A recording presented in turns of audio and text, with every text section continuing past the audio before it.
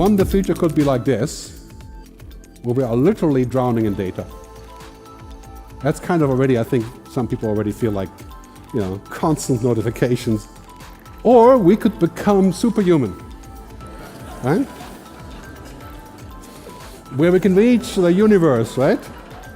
No limit to what we can know.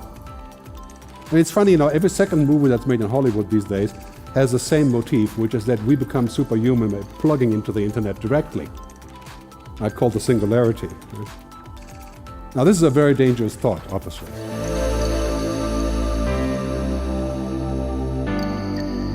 Are they going to say, well, this is a machine calling you? Then you probably hang up, right? So it's an interesting angle, I think, okay, could be amazing, useful, convenient, strange, creepy, confusing, dehumanizing. Hard to say.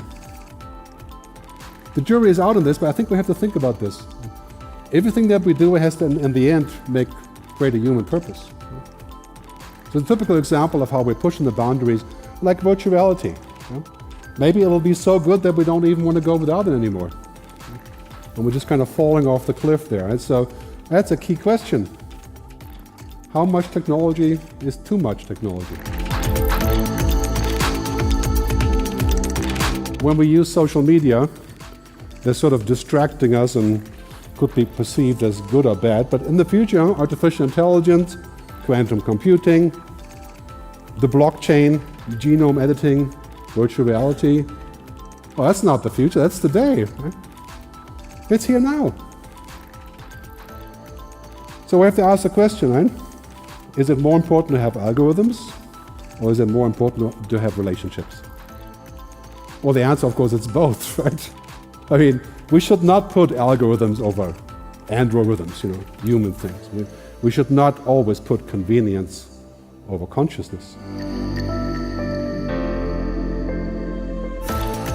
Machines don't do relationships, and relationships are 95% of what matters to us. So combining those two things will be very important. It's a huge skill shift from the left brain, the mathematics, the calculation, to the right brain, a skill shift. The World Economic Forum has pointed out the skills are shifting from 2015 to 2020. So critical thinking, creativity, emotional intelligence, cognitive flexibility. If you have kids, or you're about to have kids, this is what they have to learn. What makes them more human. This is the key question underneath all of this. How computable are we? Is that the digital Gerd? Right? Is it possible to express ourselves in data? Are we just algorithms?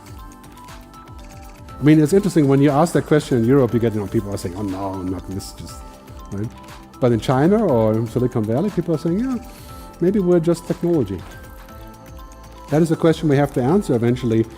Otherwise we can have these kind of situations where machines can give us good counsel, right? Or we can just get a download of the latest skills. That could be quite useful, as envisioned in many science fiction. If we're just data, then this is our logical destination. But here's the thing in the end. Human intelligence means a lot more than just numbers. Man and machine, woman and machine are converging. And some people think it's a good idea if we also then become essentially technology. We've heard the debates about singularity and the whole convergence of man and machine. I mean, who in this room does not want to be superhuman, right? I mean, that's kind of like we all think this is a good idea for us to gear up and become super powerful. Now in this evolution, we're going in this world from mobile devices to handheld devices to maybe wearables and very soon brain-computer interfaces. I mean, many people talk about this and how long will it take for that to work? It's already working, just too clumsy and too expensive. Well, Microsoft HoloLens is $6,000. It'll be $500 in 2 years, and then maybe $100, and maybe free eventually.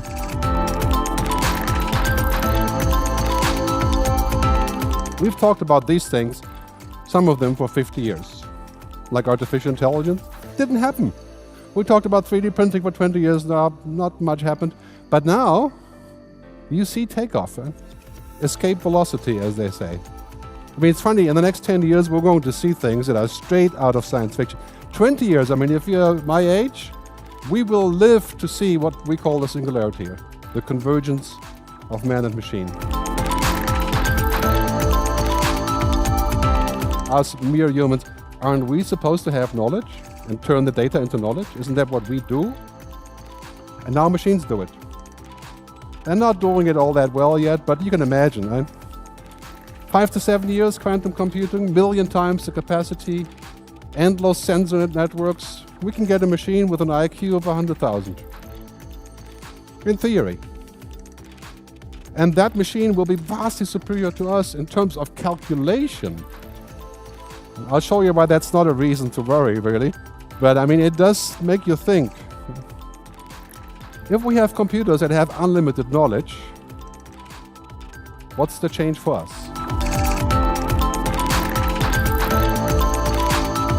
And we have to think about this. Do we want to collaborate with technology, or are we going to end at a place where there are conflicts?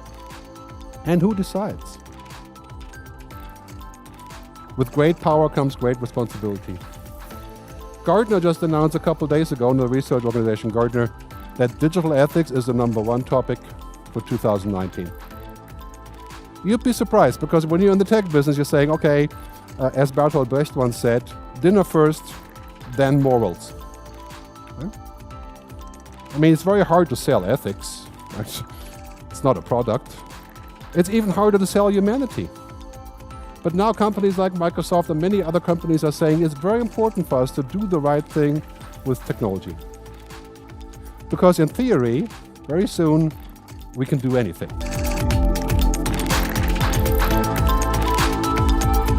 Here's a key question.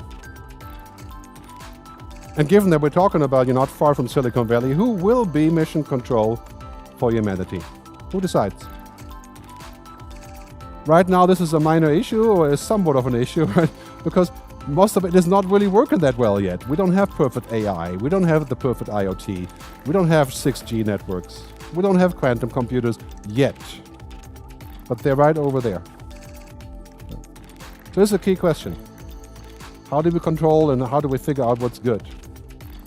And the best example is Facebook. Gunning at democracy.